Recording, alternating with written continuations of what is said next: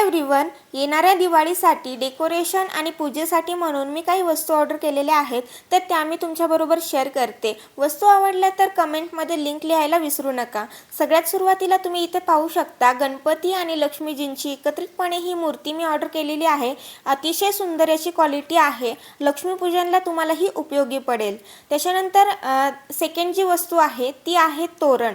दिवाळी म्हटलं तर तोरण दिवे हे आलेच। तुम्ही पाहू शकता एकदम सुंदर कमळांच्या फुलांचं आणि पानांचं हे तोरण आहे। क्वालिटी A1 आहे आणि हे देखील मला एकदम अफोर्डेबल प्राइसमध्ये मेशोवरून रिसीव झालेला आहे। दाराला लावण्यासाठी किंवा डेकोरेशनसाठी तुम्ही हे वापरू शकता।